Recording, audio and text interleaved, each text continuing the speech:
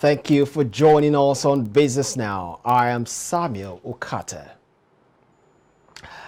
The federal government on Thursday said the amount spent on subsidizing premium motor spirit, popularly called petrol, between 2005 and 2021 was 13 trillion naira, adding that the country lost 16.3 trillion naira to oil theft from 2009 to 2020.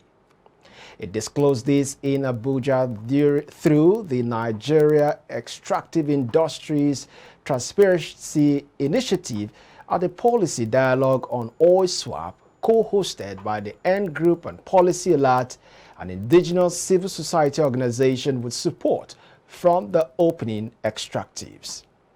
In a presentation by NEITI's Executive Secretary Orji Ogbonnaya Orji, he said there was an urgent need to make decisions on the agitation for the removal of fuel subsidies. He stressed that the full deregulation of the petroleum sector could permanently lay to rest the conversations around oil swaps, adding that the latest findings by NEITI showed the humongous amount spent on subsidizing fuel by the government. On crude oil theft, he said NEITI policy brief and data pulled from the industry report of the oil and gas sector showed between 2009 and 2020, which is 12 years period, Nigeria lost 619.7 million barrels of crude oil valued at $46.16 billion or 16.25 trillion naira. Orji explained that the volume of crude oil losses represented a loss of more than 140,000 barrels per day, adding that between 2009 and 2018, Nigeria also lost 4.2 billion liters of petroleum products from refineries valued at $1.84 billion. The Central Bank of Nigeria has proposed that banks should transfer funds in accounts that have been dormant for up to 10 years into a trust fund account. This is contained in the recently released exposure draft of guidelines on the management of dormant accounts, unclaimed balances, and other financial assets in banks and other financial institutions in Nigeria.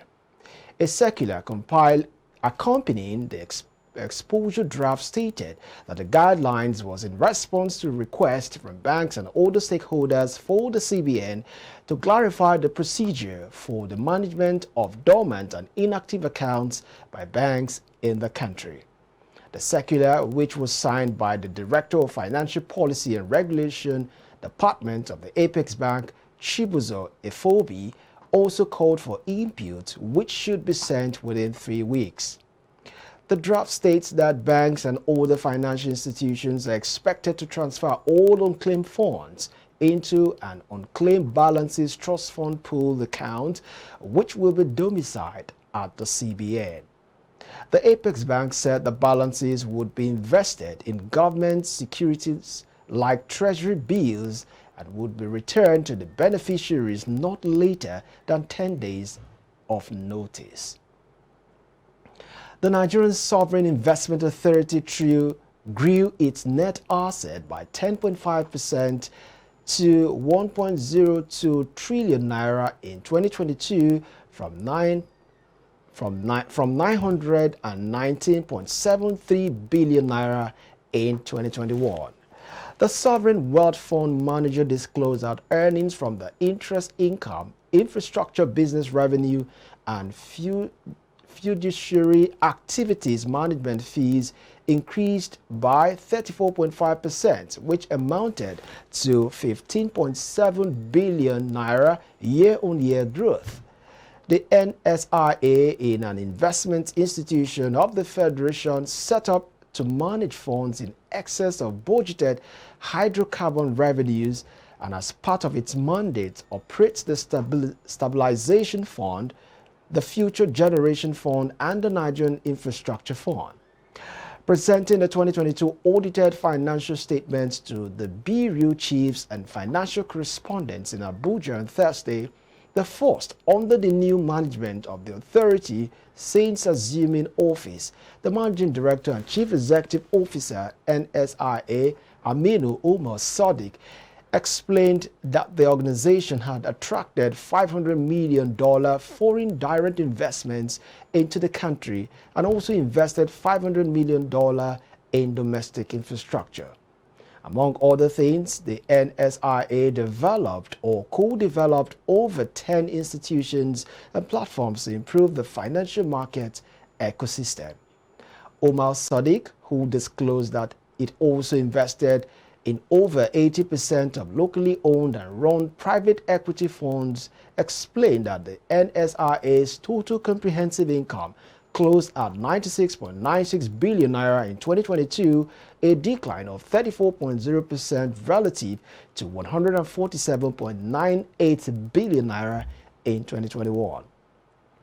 The managing director said the sovereign wealth manager recorded 10th straight year of continuous positive earnings despite volatility and headwinds across global markets.